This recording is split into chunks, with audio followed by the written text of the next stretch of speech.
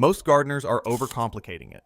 The watering schedules, the feeding programs, the weekly pest inspections, all of it built around vegetables that demand constant attention and collapse the moment they stop receiving it. Meanwhile, a different category of vegetable exists entirely. Plants that establish, spread, produce, and recover from neglect without losing a step. These 20 have been feeding people across centuries with almost no intervention. They are doing the same thing in low-maintenance gardens right now. Number 20. Kale. Kale does not need you. That is the entire argument for growing it. Plant it once in reasonable soil, water it through the first 2 weeks of establishment, and then largely leave it alone. It handles drought better than most brassicas, shrugs off light frost, and improves in flavor after the first cold snap of autumn, when falling temperatures convert stored starches in the leaves to sugars. A leaf pulled in November from a plant that has been through its first frost tastes genuinely different from one taken in August. Sweeter, less sharp, more complex. The cut and come again method is what makes kale the most productive low-effort vegetable in this category. Remove the outer leaves whenever you need them, always leaving the central growing tip intact, and the plant regenerates continuously without any signal from the gardener that a new growth cycle should begin. It simply keeps producing because the conditions for production are still present. Kale also resists pest pressure that defeats other brassicas.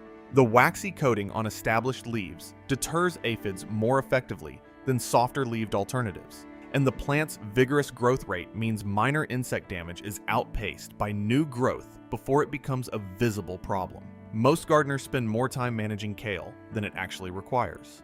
The instinct to intervene, to spray, to feed, to stake, to cover, works against a plant that was domesticated from a wild coastal plant growing in salt spray and poor chalk soil with no assistance from anyone.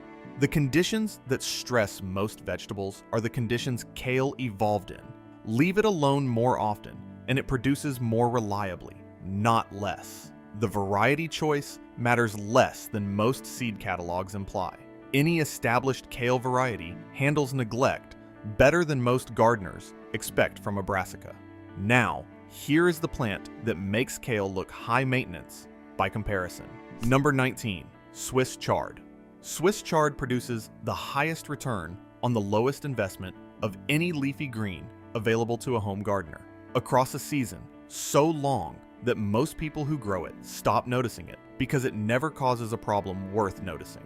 One planting in spring delivers harvestable leaves within 6 weeks and continues producing through summer, autumn, and in mild climates well into winter, without replacement, without significant feeding, and without the intensive pest management that most vegetable gardening literature implies is standard.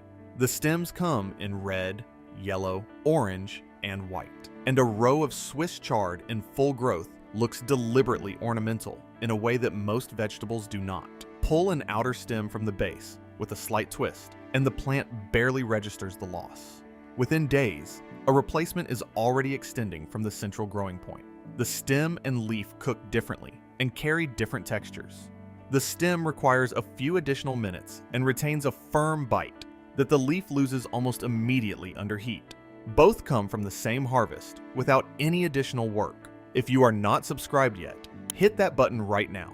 Every week this channel publishes exactly this kind of practical knowledge. The guides that tell you what to grow rather than what to buy.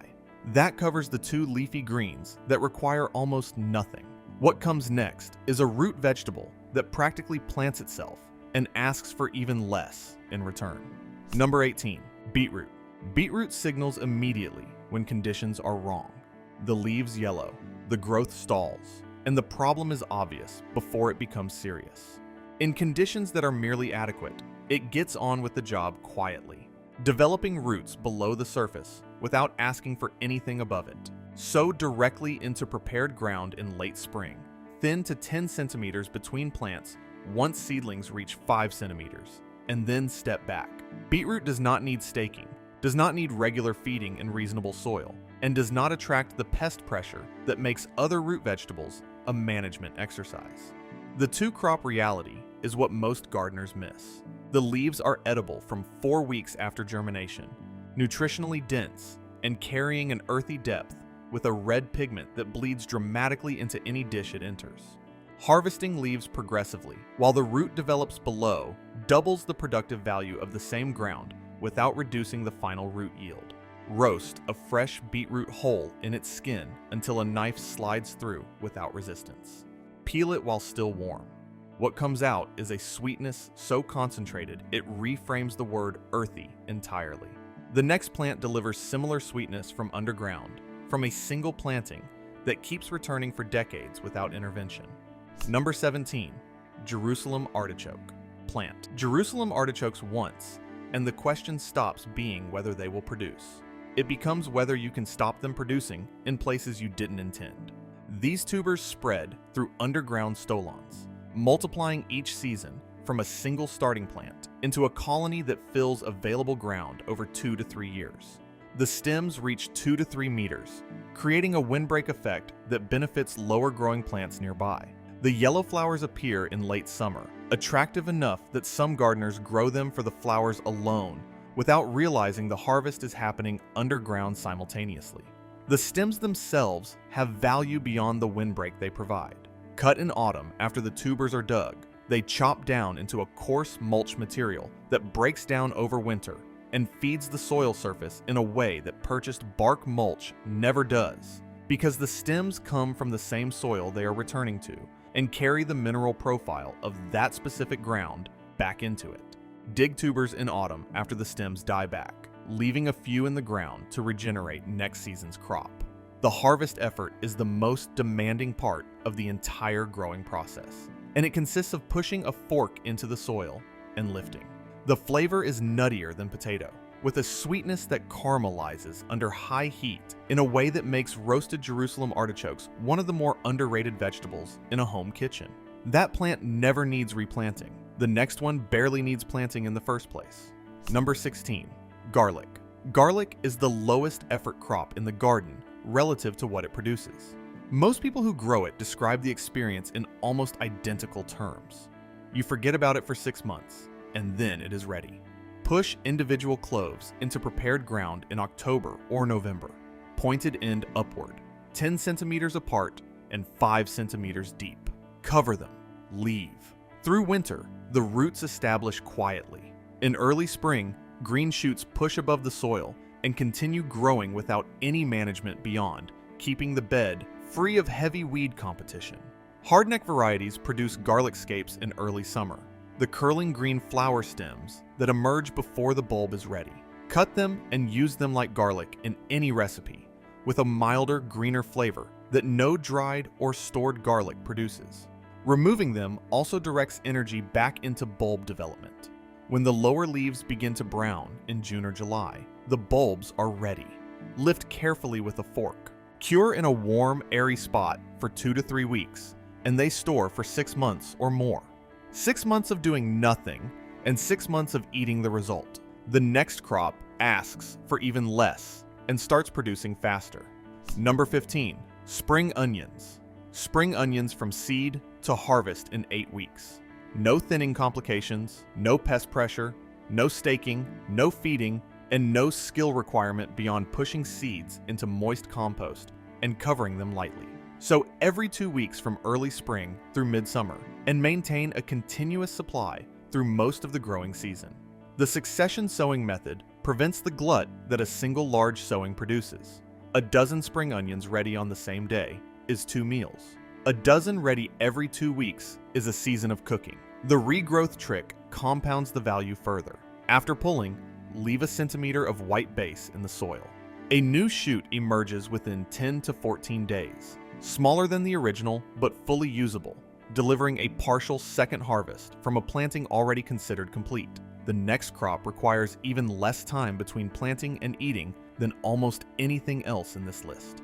Number 14. Radishes. 22 days from seed to table in warm conditions. No other crop moves faster. Sow directly, barely cover the seeds, water once, and stand back. Radishes need almost no attention because the entire life cycle is too short for most problems to develop to a damaging level. Occasional watering in genuine drought is the only intervention that matters. The variety choice within radishes shifts the experience considerably. French breakfast produces an elongated root with a milder flavor than the round cherry bell, which is sharper and holds its texture longer after pulling. Watermelon radish, slower to mature at around 60 days, develops a dramatic interior of deep pink against white outer flesh and a flavor mild enough to slice thinly over salads without dominating everything else on the plate. All three grow from direct sowing with identical minimal effort. The variety simply changes what arrives at the table. The succession method transforms a short row into continuous production. Sow a new row every 10 days, rather than the entire available space at once. The first sowing is ready to pull as the third goes in, and the space freed by pulling is ready for the next sowing before the bed has a chance to sit idle. Radishes also serve as diagnostic plants. Misshapen, forked, or stunted roots reveal compaction or inconsistent watering. Flagging a problem before slower crops show the same issue at harvest when nothing can be done. Now for the crop that takes longer than radishes, but produces from a single planting for an entire decade. Number 13, asparagus. The reputation for difficulty that asparagus carries is largely undeserved. The requirement is patience, not skill. Plant crowns in spring into a prepared trench, 30 centimeters deep. In the first year, do not harvest. Allow the fern to develop and feed the crown for the following season. In the second year, take a few spears for a week only. From the third year onward, harvest for 6 to 8 weeks each spring and leave the rest to fern up and replenish the crown. That is the entire management protocol. 6 to 8 weeks of harvesting per year, followed by leaving the plant completely alone while the fern does its restorative work. The crown lives for 20 years or more on that cycle, producing spears every spring with the reliability of a perennial flower. Snap a spear at ground level when it reaches 20 centimeters. Steam for 4 minutes and eat with butter. The flavor of a spear within minutes of harvest is significantly different from one that spent 2 days in refrigerated transit. The next crop also rewards immediate eating from a plant that requires even less initial effort to establish. Number 12, climbing beans. Plant 4 climbing bean seeds at the base of a 2-meter support structure. Keep them watered through the first 2 weeks, and then the primary management requirement becomes harvesting rather than tending. Climbing beans produce continuously from first pod formation through to first frost, as long as pods are picked before the seeds inside swell to full size. At that point, the plant reads the matured seed as reproductive success and slows flowering. Harvest every 2 to 3 days at peak season, and the plant produces more flowers, more pods, and extends the productive window by weeks. The variety selection within climbing beans also shifts the harvest experience in ways that matter at the table. Borlotti beans, left to mature fully on the vine rather than picked young, develop a creamy, nutty interior with a speckled pink and cream pod that is one of the more visually striking harvests a kitchen garden produces. The same plant that provides green beans through summer provides dried beans for winter storage if a late season flush of pods is left to mature fully and dry on the vine before the first frost arrives. The 3 to 5 kilograms of pods that a 4-plant setup produces across 10 to 12 weeks is also the most efficient use of vertical space in a kitchen garden. The same ground footprint that supports 4 climbing bean plants would produce a fraction of that yield from a low-growing crop. Pick pods when they snap cleanly with a sharp sound. That sound is the harvest signal no calendar provides as accurately. If you have made it this far and still haven't liked this video, hit that like button right now. It takes 1 second, and it tells the algorithm that this kind of practical information is worth sharing with more people. What follows produces one of the most rewarding harvests on this list, from a plant that is officially impossible to kill once established. Number 11, horseradish. Plant horseradish once, and the question shifts from how to keep it alive to how to keep it contained. A single root section planted in spring establishes rapidly and spreads through horizontal roots that extend well beyond the original position. In an unrestricted bed, this becomes a management challenge within 2 seasons. In a large container or a bed with hard physical barriers, that vigor becomes a permanent, self-renewing crop that requires no replanting, no feeding, and no attention between harvests. Dig sections of root in autumn after the leaves have died back. The smaller side roots left in the ground regrow the following season without any replanting. Grate fresh horseradish into cream or yogurt. Add a squeeze of lemon and a pinch of salt, and the result is a condiment so far beyond the commercially prepared jar version that the comparison barely holds.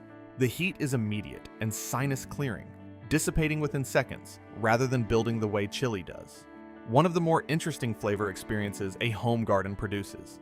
The next plant produces an experience at the other end of the flavor spectrum entirely. Number 10, lettuce. Lettuce is the fastest return per square centimeter of any salad crop, managed correctly. The cut and come again method is where most gardeners leave productivity on the table.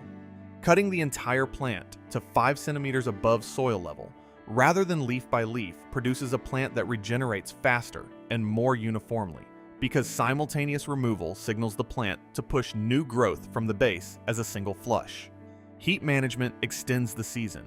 Lettuce bolts in response to rising temperatures, turning bitter and producing a flower stem that ends the useful harvest. Positioning containers in partial afternoon shade in midsummer, or choosing slow bolt varieties, delays this by 2 to 3 weeks without any other intervention. A container of mixed loose leaf varieties managed this way produces the equivalent of 8 to 10 retail bags of salad before it eventually bolts. Leaves harvested directly into a bowl without refrigeration hold their structure in a way prepackaged leaves never do. The next vegetable takes more time to establish, but produces a completely different kind of reward.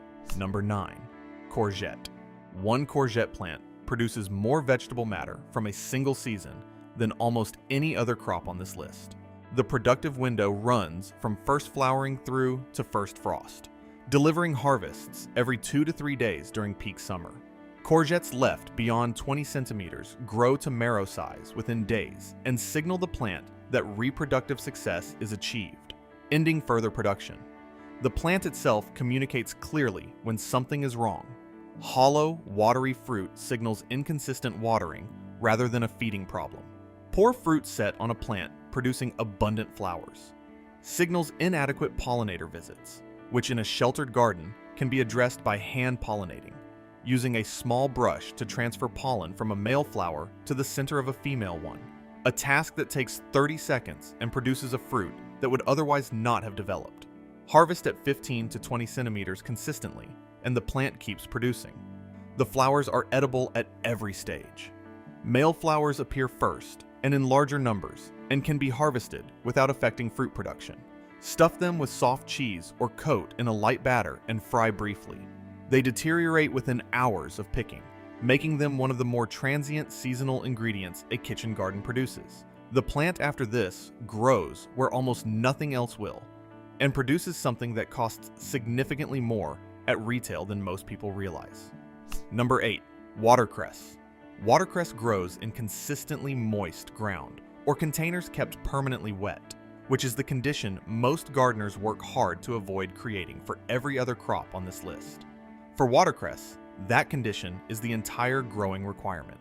Set a container in a shallow tray of water, keeping the tray topped up rather than watering from above, and the plant spreads across the compost in a dense mat of intensely flavored leaves available to harvest from 4 weeks after planting. Cut the top growth with scissors, and the plant pushes replacement growth from the cut stems within days. Bite a fresh watercress leaf, and the peppery heat arrives a beat after the initial mild green flavor, sharper than rocket, with a slight bitterness that disappears as soon as the leaf is combined with anything acidic. The bagged version in supermarkets does not carry that heat at anything like the same intensity. Something completely different comes next, producing from underground in a way that surprises first-time growers every time. Number 7, perpetual spinach. Perpetual spinach is not true spinach and does not bolt like true spinach, which is the entire reason it belongs at this position on a list for busy gardeners. True spinach bolts in heat, producing a flowering stem that ends the harvest. Perpetual spinach, a form of leaf beet related to Swiss chard, continues producing through heat, drought, and cold in a cycle that most gardeners describe as the most consistent and least demanding harvest in their kitchen garden. The leaves are larger and slightly tougher than true spinach, holding up better in cooked applications where true spinach collapses to almost nothing in the pan. Young leaves are mild enough for raw salads, without the metallic edge that older leaves carry. Plant once in spring. Harvest continuously through summer and autumn. Cut back before winter, and the plant pushes new growth in early spring, continuing into its second productive year without any replanting. The next plant is doing something underground that improves the entire growing system around it, whether you planted it on purpose or not. Number 6. Comfrey. Comfrey is not a culinary vegetable, but it feeds every vegetable on this list from a single planting that requires nothing once established. The taproot reaches 1.5 meters into subsoil, mining phosphorus, potassium, and trace minerals from depths no fertilizer application reaches. Cut the leaves and lay them directly around fruiting plants as a decomposing mulch. Submerge a bucket of cut leaves in water for 3 weeks, and the resulting liquid, diluted to 1 part in 10, becomes a high potassium liquid feed, equivalent to commercial tomato fertilizer. Plant a single comfrey root section in a permanent corner. Cut it 4 to 6 times per season. Use the leaves as mulch or liquid feed. It requires no watering once established, no feeding, no pest management, and no replacement. It grows back from the root regardless of how completely the above ground growth is removed. The next crop produces something edible directly, from a plant that asks for almost nothing in a completely different way. Number 5. Sweet potato. Sweet potato vines spread across the soil surface in a dense mat of large leaves that suppresses weeds, retains moisture, and makes the crop one of the most self-managing ground covers a warm climate garden produces. Plant slips in late spring after soil temperatures reliably reach 18 degrees Celsius. Space them 45 centimeters apart and let the vines spread without direction. In 4 to 5 months, lift the tubers with a fork when the leaves begin to yellow. The harvest is always a discovery. The tubers develop unpredictably from the rooted nodes of the vine, and the first fork into the soil of a mature bed reveals more than the surface suggested. Cure the harvested tubers in a warm, humid location for 10 to 14 days before storing or eating. This process converts starches to sugars and seals any wounds in the skin that would become rot entry points during storage. Now for the one that almost grows itself without any involvement from the gardener at all. Number 4. Rocket. Rocket sown directly into any reasonable soil in early spring produces edible leaves within 3 to 4 weeks and continues producing for months from a single sowing. The cut and come again method is more effective with rocket than with almost any other salad green because regrowth is faster, and the flavor of young regrowth is milder and more versatile than the peppery bite of fully mature leaves. Cut to 5 centimeters. Wait 10 days. Harvest again. Wild rocket produces smaller, more deeply lobed leaves with a significantly more intense peppery flavor. It is also slower to bolt, continuing to produce usable leaves through conditions that send cultivated varieties to flower within weeks. The flavor of rocket changes across the season in a way that most gardeners who grow it once and then pull it at first sign of flowering never discover. Spring growth is the mildest, almost sweet alongside the pepper. Midsummer growth sharpens considerably, working best cooked briefly rather than eaten raw. Autumn regrowth from a hard summer cut produces a middle ground flavor, the pepper present but not aggressive, that works in more preparations than either extreme. Scatter seeds into any gap in a container or bed not currently occupied. They germinate within a week and fill spaces that would otherwise be wasted ground between slower establishing crops. The entire management requirement of a patch of rocket is the decision to sow it and the occasional cut. Number 3. Nasturtium. Nasturtium seeds germinate within a week of sowing in warm soil and establish themselves with an aggression that makes most other annual food plants look tentative. The entire above-ground plant is edible. The leaves carry a peppery warmth similar to watercress. The flowers, appearing in orange, yellow, and red from early summer through frost, taste the same as the leaves and provide one of the few genuinely edible flower ranges available from a single species. The seed pods, harvested green before they ripen, pickle into a caper substitute difficult to distinguish from the commercial product. Nasturtiums also function as trap crops, concentrating aphid populations on their own leaves and away from more valuable crops. The aphids that would otherwise distribute across a whole bed accumulate on nasturtium, where they attract predatory insects that eventually reduce the aphid population across the whole garden. The plant seeds itself at the end of each season, producing volunteers the following spring without any intervention. One packet of seeds becomes a permanent self-renewing presence from the first year onward. The final two plants tie the whole system together, and the first does it invisibly, underground. Number 2, sorrel. Plant sorrel once, and it returns every spring without being asked. This sharp, lemony perennial leaf produces harvestable growth from early spring through late autumn, dies back in winter, and pushes fresh growth again before most other vegetables have germinated. The leaves carry an immediate citrus sourness from oxalic acid that brightens sauces, soups, and salads in a way no other garden leaf replicates. Sorrel sauce alongside fish is a combination European kitchens have used for centuries for a reason that becomes obvious the first time the two meet on a plate. Cut the flowering stems as they appear to keep the plant in leaf production rather than seed production. Beyond that, sorrel asks for nothing. The final entry on this list is not a single vegetable. It is the reason all 20 of the others work as well as they do. Number 1, soil.